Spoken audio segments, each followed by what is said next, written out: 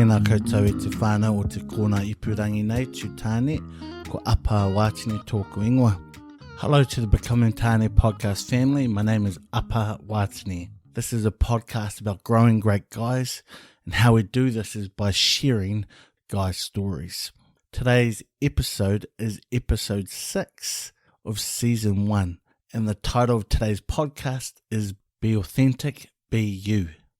We are so grateful that you've chosen to listen to us today. We have a fantastic guest. His name is Ezra Hirawani. But before we listen to Ezra's story, I want to remind you on how you can find us or make contact with us.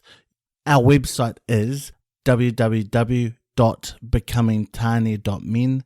That is www.becomingtane.com. We have an email. Our email is info@becomingtane.men. That's info@becomingtane.men. And we can be contacted through Facebook. Our handle on Facebook is @becomingtane. So let me introduce our guest, Ezra Hirawani. Ezra was born in Tokoroa. He has 3 siblings, and Ezra is the second eldest. Ezra was educated at Church College of New Zealand. He also attended Wintec, where he completed a Bachelor in Applied Management. While at Wintec, he received the Prime Minister's Scholarship. Ezra has worked at Waitua Meatworks, The Warehouse, Armaguard, Waikato Chamber of Commerce, and has had a number of side hustles, them being Cheat Day, Toki, and Kōrero Bro. Ezra is the co-founder of New Zealand's first Māori power company called No Mai Rā. Ezra is married and has been married for 3 years and has 3 beautiful daughters, Blake, Harley, and Chili. Kia ora, Ezra. Kia ora. I believe that we are who we are because of the sum of our life experiences. So the first question that I have for you, Ezra, is what 2 events in your life has had the greatest impact on you? One event was, I remember when I was working and I wanted to go on a holiday, and I was told that I wasn't allowed to go. And I had already booked the ticket, so I was going anyway. But I just kind of had this realization that I had no control over my life, and that it kind of sucked that, you know, someone else was making the decisions for what I had to do. And so I didn't like that. So I ended up leaving the job. And it was a good paying job, a really good paying job for me at the time as well, with a young family. And yeah, it just taught me that, you know, if I want full control of my life, then I have to take full control of my life. So that was number one. That's really helped me. The second one was when I was leaving for China. As you read in the bio there, I took my oldest daughter, who was 8 months at the time, and my wife with me. And my dad told me then that this was my time to show him that I'm ready to be a dad.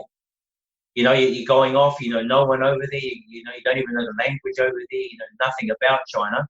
And so just as I boarded the plane, he said, you have to now grow up and be a man and take care of your own family. And so those 2 experiences together really shaped, you know, the way and the path that I'm on now, and that I want to take control of my own life, and that I need to also remember that I'm a father and take care of my family. In the meantime, look, I've read multiple, you know, blogs and watched vlogs and books around people that have achieved their dreams in life, but unfortunately have left their whānau behind. And so I don't want to do that. So in terms of 2 events, those are the ones that have really helped me shape the way that I want to, you know, continue to lead my life. So how long were you in China for? So we had a scholarship for 2 years, and we came home 6 months in and decided not to return because of my wife being hapu. She wanted to, she wanted a baby over there.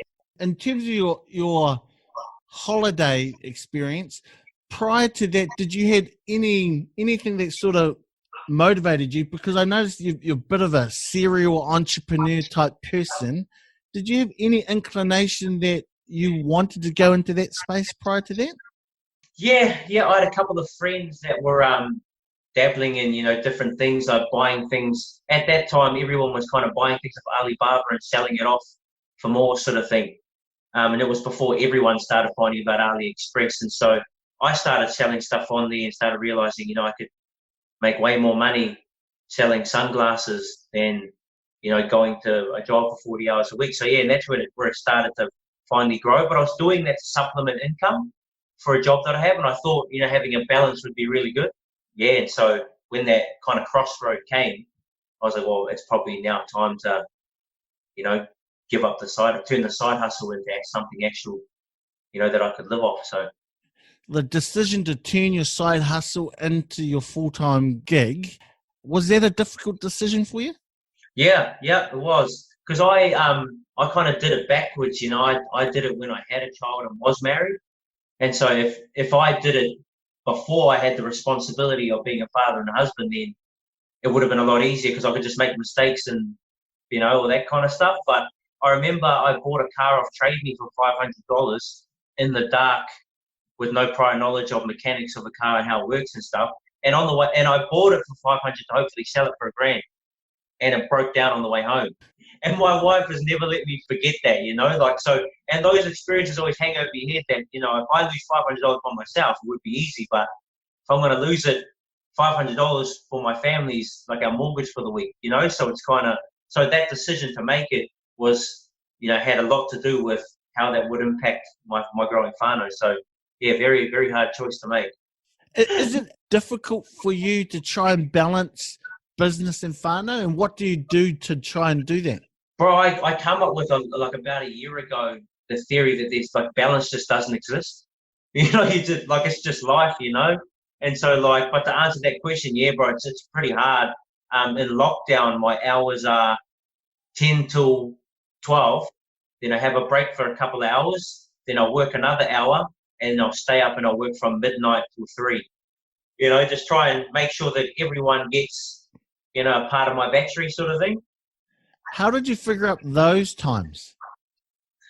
It just kind of, worked out that way. My wife wanted to watch movies or Netflix from, 9 till 10 that extended till 11, that extended to midnight. And so I was like, well, I'll give her some time and all that kind of stuff. And I was going to sleep in anyway. So then I thought, I might as well just lock myself in my office for a few more hours and then just sleep in anyway sort of thing. And then by the time I woke up, it was like 9 o'clock anyway, so I could have, breakfast with my girls and muck around a little bit and then have an excuse because I already watched Netflix for 3 hours last night to be able to put in another 2-3 hours in the day sort of thing. So then, and then we just started finding out that it actually worked with, with Hui like this, with different people, that there was only certain parts of the day that other people were working too. It sounds like it works for you. The next question I have is about key decisions. What were 3 key decisions in your life that led you to where you are today? Well, one, the decision to get married young. My wife has a lot of, say in what I do. And I deem that as a positive thing because she thinks a whole lot differently to, I think women are just a whole different kettle of fish, bro. So the way that they approach problems and situations really helps me, with what I need to be doing. The decision to serve a mission. So I served a volunteer mission for 2 years for the Church of Jesus Christ of Latter-day Saints when I was 19. And just the exposure it gave me to third world country and the way that people live in third world really helped me understand what I have in life and what my parents have given me is actually quite a lot. And so it gave me a grounds of gratitude sort of thing. So when I came back, I had less of a me attitude, more of how can I help other people sort of thing. And then the last decision was probably that decision to leave, employment forever. Because when I made that decision, it wasn't just I'm going to leave this job. It was I'm going to leave this path altogether. I'm not going to go back and get another job. And so, that was probably my final decision.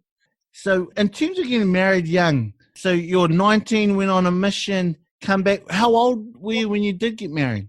I proposed to my wife 3 days after I got home. So you knew her before you left? Yeah, so I was playing footy over in the States and we were kind of pen pals.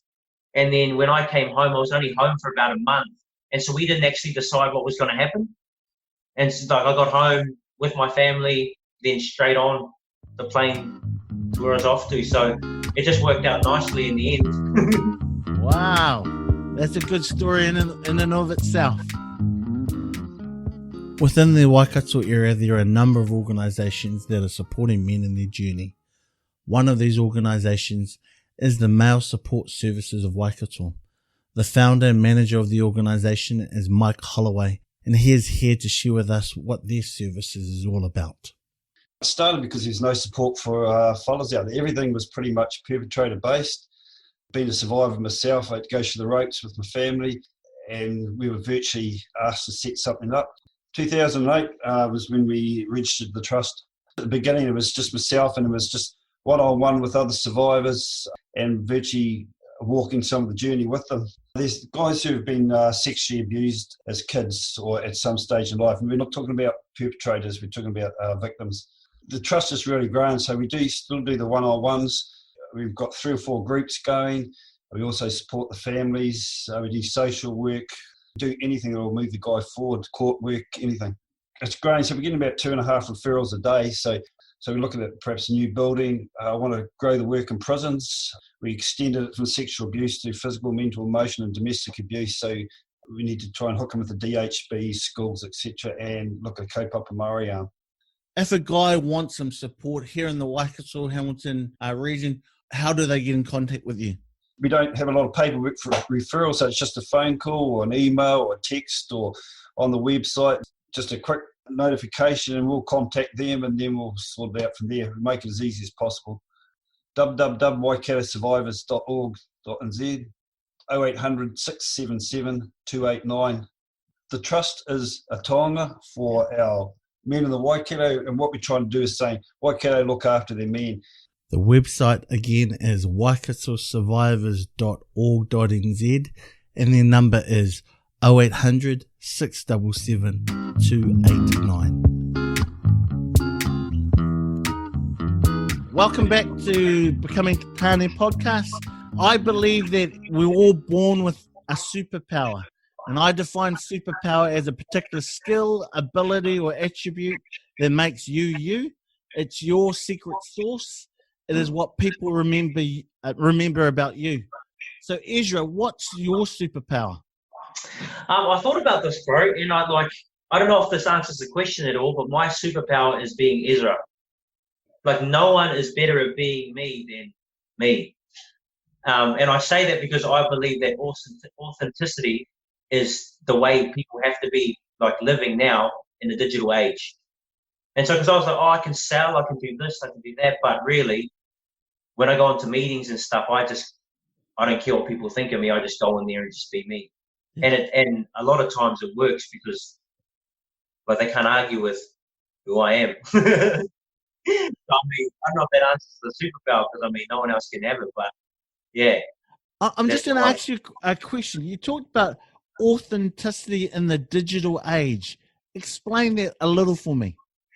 Oh, bro, I think COVID-19 has shown that you can robotize anything. You can just make so many things obsolete through technology. Like, you can learn off YouTube, you can learn off whatever you want, but what things that are uniquely human will never be taken away.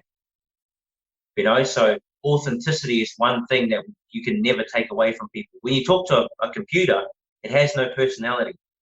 So, it's your personality that separates you for years to come still.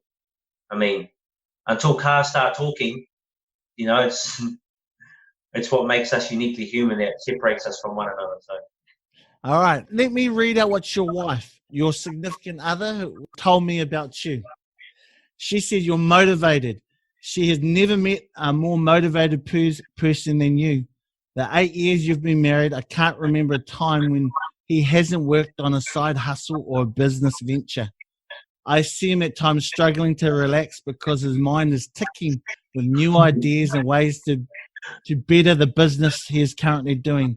I've seen firsthand the hard mahi he has put into everything he does. Bottom line is, when he wants something, he is consistently motivated to make it happen.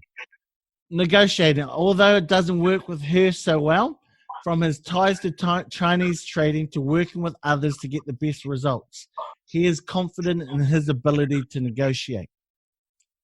The last one is connecting with others I admire my husband for this. I've seen him in action, creating connections and bringing out the best in others. He makes whoever he works with feel immediately comfortable. It's insane the broad connections he has in different industries. Let's be honest, he always has the gift of the gab. What do you think? What do you think of what she thinks about your superpower? Oh, it's nice to hear. She doesn't tell me that stuff very often. In fact, I don't think she's told me that at all. Yeah, I mean, it's real different hearing it from someone else. Because I'm a real nervous person. Like, I don't like talking in public. I don't like, I get all like shaky and panicky and stuff before. That's why I asked you, like, are we going live and stuff like that, because I was like, yeah, like that's different from just a chat with a couple of bros, So, yes, I mean, I don't think it's true what she's saying.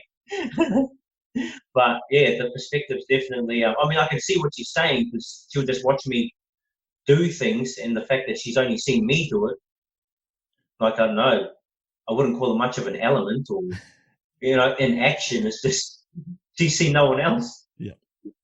So I'm interested that you mentioned that you get really nervous, but in her one of her explanation of negotiating, she mentioned that you are confident in your ability. How do you go from being someone really, really nervous to being someone so confident in your ability to negotiate? Oh, I would never said I was confident to negotiate in the first place, but maybe because generally our negotiation conversations have happened over, hot chocolate here and then like a kai here, and it kind of naturally evolves.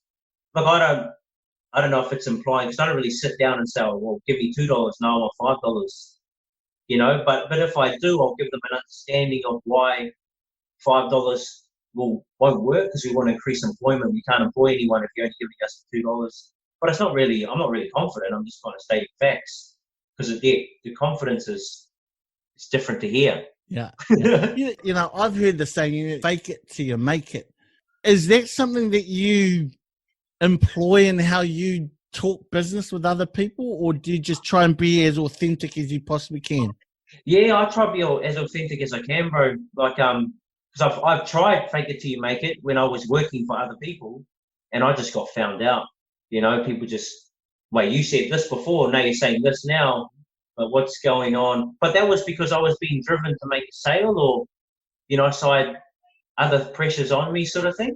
So I couldn't just talk from where I wanted to. I had someone in the background saying, oh, we need this to happen.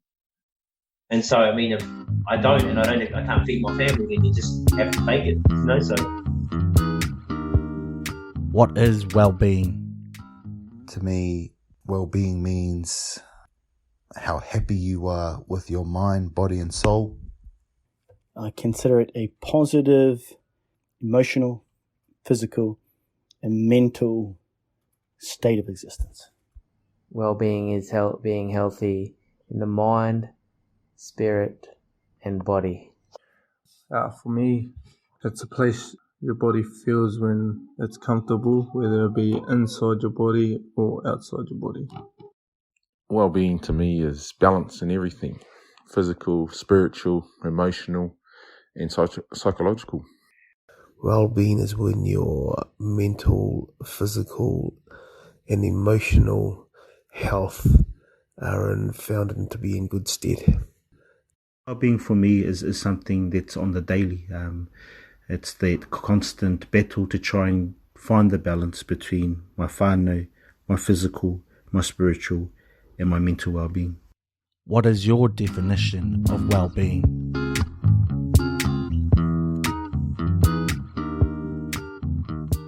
Welcome back to Becoming Tāne. In your bio, I mentioned that you had some side hustles. The cheat day, toki and kōrero, bro. What's the biggest lesson you've learned from each one of those side hustles? Say for cheat day, what did you learn the most out of that one? Yeah, well, all of them combined, bro. Like, it's just what I found out, what I learned from them all. It's just all about the story. It's all about why you're doing what you're doing. and then learning how to articulate that story and sharing it with others. So, I mean, Tuki, Cheat Day, Kōrero Bro, and all the other ones that we've done and are doing, if it doesn't have a powerful why translated through a story, then generally the uptake's pretty slow. So when you're trying to tell your story, what are the key components of your story? Identity. It's probably the driving piece of any story that we've told. You know, like Cheat Day, its story, I was helping my little brother who wasn't good at schoolwork, but he wanted to run a business one day. And so the story was how an older brother is helping his younger brother, tuakana taina, to achieve his dreams where mainstream can't help him. You know, so we shaped the narrative around that, but it wasn't a lie. It was 100% true. That's exactly what he wanted. And so we just basically told that in a way that people received it well. And so, yeah, that's just what we've done. Cool. So what's the story for Toki? That's actually where we struggled with Tuki. So Cheat Day was a good example of good story. Tuki was a really good product, and a lot of people like it because the story also keeps us as an internal team connected. You know, so we're not all about making money. This is why we're doing what we're doing. This is our story. And so because of that lack of story, it kind of had us all kind of, we should do this, we should do that, we should do this. So one was the power of a story, and one was the absence of sort of thing, which has created that learning of you need a story. Yeah. You know, so it probably leads well into Kōrero Bro. Yeah, correct. Yeah. So tell me that one. Tell me the story of Kōrero Bro. Yeah, Kōrero Bro is me and my little brother again.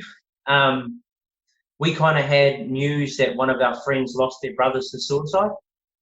And then a few months later, lost another brother to suicide. And then my little brother almost lost a friend to suicide. And so we were just kind of like, what can we do to help? And Kōrero Bro came out of, again, another story that myself, who's extremely busy with what I'm trying to do, and also, you know, lead a family and all that kind of stuff, I don't have a lot of time to actively go out and ask my friends how they are, and even strangers, like as an everyday sort of thing. So I don't have that time. So we created a symbol that showed that no matter where we were, like if we're at a cafe or at mahi, if someone saw that symbol, that meant that I was someone that felt comfortable having a conversation if you wanted to reach out to me. And so we built them into lanyards for just, you know, things you can put on keys because you can carry them wherever you want to go. And it was, the tagline was a symbol to show that we're keen to Kōrero Bro. And that's where it came from. Like the story was, I'm busy. I can't ask every guy, have a heart-to-heart with every guy if I proactively go out, but I'm more than willing to take an hour, 2 hours out of my day. If you stop me in the street, text me, call me to have a conversation, you know, and so that's kind of where Kōrero Bro came from. I'd love for Ezra to tell us what you're doing now and any information around there. So currently we are working on a project called No Maira, which is New Zealand's first kaupapa Māori power company. And so we're just like another power, every other power company. But instead of driving our profits to the big players of the industry, we share our profits back with whānau. And so when whānau pay their power bill with us, we'll use the profit portion of the bill and give it back to their marae, or to vulnerable whānau who are struggling to pay their power bill. We've found in the journey that, you know, a lot of whānau are still using their stove tops and ovens to heat their whare, which, you know, shouldn't be happening, we believe, in this day and age. And so there's a number of people out there that use a lot of power, that, you know, they're paying, say, $80 for their power bill a week or a month, whatever their power situation is. We believe we can use a portion of that to support whānau in need, no matter where they are, what they're going through. And so that's what we're doing. We're currently 70% in the North Island and are about to launch into the South Island later on this month. So, yeah, that's kind of us. If you want to, you know, have a check us out, just look us up on Facebook. No Maira will pop up. You'll see my face and my Pākehā Māori partner on there as well. He wears the bone, so he looks Māori, but yeah, he's Tututu Māori. But, you know, people just don't think he is. So, yeah. You know, you're playing with the big boys in terms of the power company. How's that experience been so far? Yeah, really good. It's always like you got to do a lot of study behind every meeting that you go into, because there's all these things that they'll throw at you and all that kind of stuff that you inherently don't know a lot about. New Zealand doesn't have a Māori alternative in the power sector. We own a lot of the whenua, but we don't actually have a retailer. And there's over 40 different power companies. And so when you come out and you say we want to be the first offering through an Indigenous lens, people start to look at you like, well, why do we need an Indigenous lens? Because it's power. So you get all these kind of questions. But we've had huge backing by leading figures in the power community. They've been able to help us establish what we have now, and open up in different areas. So we're well supported by people that just believe in our Pokemon.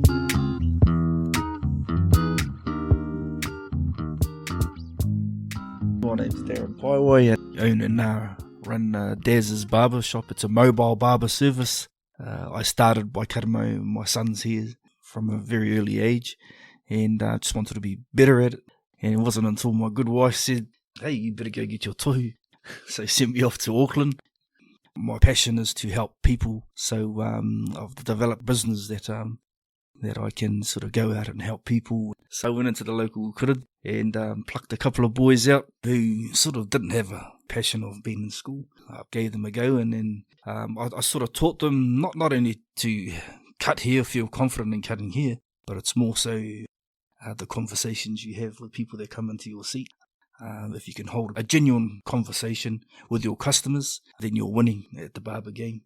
A lot of people think if you can cut hair, then you're an awesome barber. The reason why I did start a barber business because I wanted something that target fathers, young men, to come into this profession and sort of hold their hand in the business sector and coach them through that side while they enjoy cutting hair and still living that dream. My first week I opened up in Hamilton, I had people come in at 11 o'clock and not leave until 3 o'clock. Just come in and just talk about anything, really. Just through experience, I've come to the conclusion that there's times to speak and there's times to listen. It's that art of being able to read that situation. I have one in Hamilton, and that's just freshly opened up, so we're parked outside the Melville Club Rooms on Collins Road.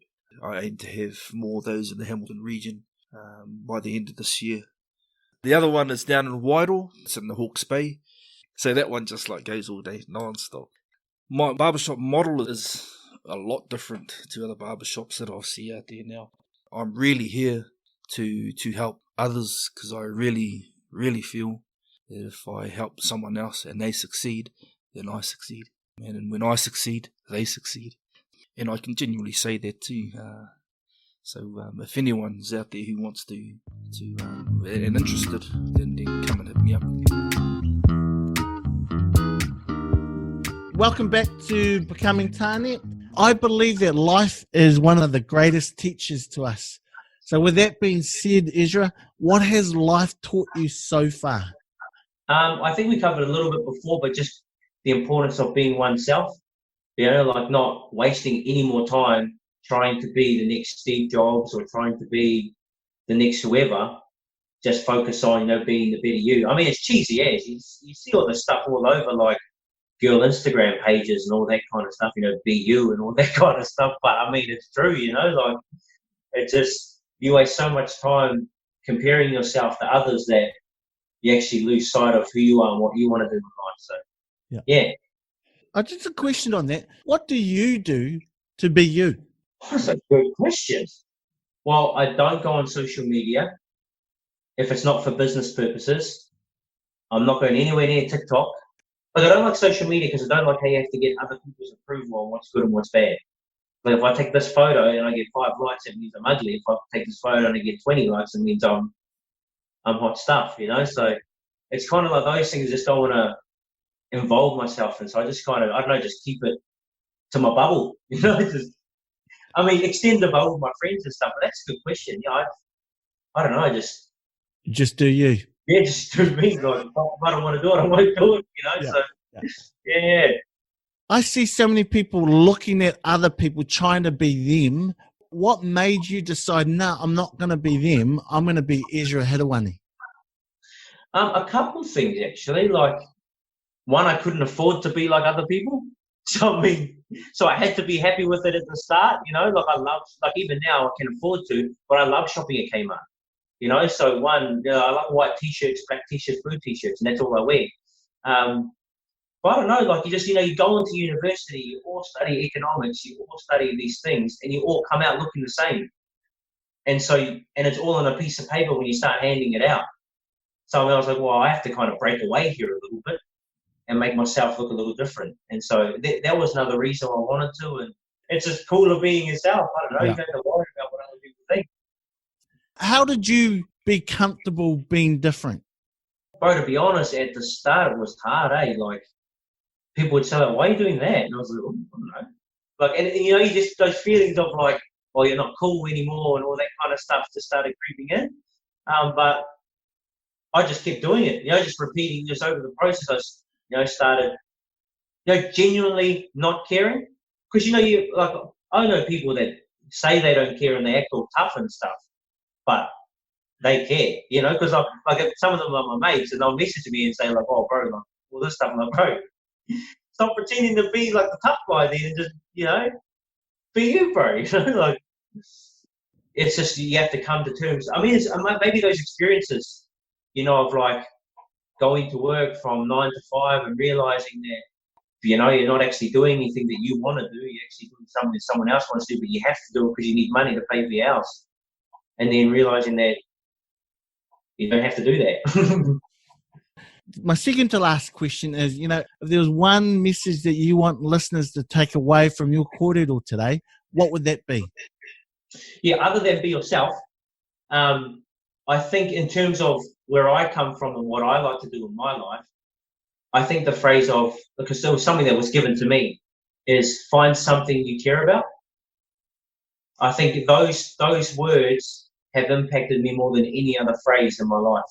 Because once I found things that I cared about, in business it translates. So I can speak from my heart if I care about it when I'm doing it. But if I don't care about it, then that's when the fake it till you make it stuff comes in and all that kind of stuff. So being authentic is cool, but when you find something you care about, in business in particular, no one can sell it better than the authentic you. And it doesn't even end up feeling like selling. So that might be where my wife's coming from, because I don't actually feel like I'm selling when I talk to people about the kaupapa that I do, because I believe that it's something that I should be doing, because it's something I care about. And that doesn't mean, because like your kids and your wife, those aren't things you find that you care about. Those are things you instinctively just care about. But when you find that something, all that other stuff that you care about adds to the motivation, to that extra something. So yeah, it would be that. Is what you're talking about right now talking about finding your why? Yes, but in a more like smaller way. Because finding your why could be hard, and sometimes it takes ages, but I know I care about suicide prevention, but that's not my why, so if I was to do something in that space, it'd be easy to do it. All right, so the absolute last question I have for you is, the name of this particular podcast is called Becoming Tāne. I've named it Becoming Tāne for a couple of reasons. The first reason is Tāne Mahuta had a desire to learn and grow. And two, because Tāne is the Māori translation for man, male, or husband. So with this being said, in your opinion, what does it mean to become a man? I mean, when you started sharing the whakaaro on that kind of stuff, the one word that came to my mind was vulnerability. And I don't know if it's being willing to be vulnerable or just the word vulnerable. So I think you grow up with this false perception of what a man's meant to be. And then when you become a man and you look after a family, like I never saw my old man cry, Like, and I'm like, he probably feels the same way I feel sometimes about what it takes to look after 3 kids and a wife. I mean, together with my wife, not just me looking after them. And sometimes it gets bloody hard, like real hard sometimes, But I never saw that vulnerable side. But I'm guessing he had it, not in front of his kids, but I'm guessing he had it. But I think the true sense of becoming a man is being willing to be vulnerable with yourself and with those you care about. Now, I don't know if that, I don't think you should beat up 5 people and then you're a man. It's just, being able to feel vulnerable and be comfortable there. I think that's a beautiful way to finish the interview with you, Ezra. So thank you so much. I really appreciate your time. I really appreciate your wisdom and lots of things that you've said today. And I'm pretty sure many guys will be able to learn from your life and apply some of those learnings into theirs. No, thank you, brother. Thanks for the opportunity. Appreciate it. Nō reira, ngā mihi kia koutou I whakarongo mai, kia au I tēnei rā. Thank you for listening to me today. As always, please subscribe to the podcast and share the podcast with your family and friends. Please tell them that we're on Spotify, Apple Podcasts, Google Podcasts, and Stitcher. I would like to once again acknowledge our very own superheroes, Aaron Moike for editing this episode and Kānoa Sadler for the music for the podcast. You guys rock. Our next episode, we will interview Seth Haynes, who is a business psychologist. Finally, I want to remind you that the Becoming Tāne podcast is about sharing men's stories and growing great guys. So, Maudu ora.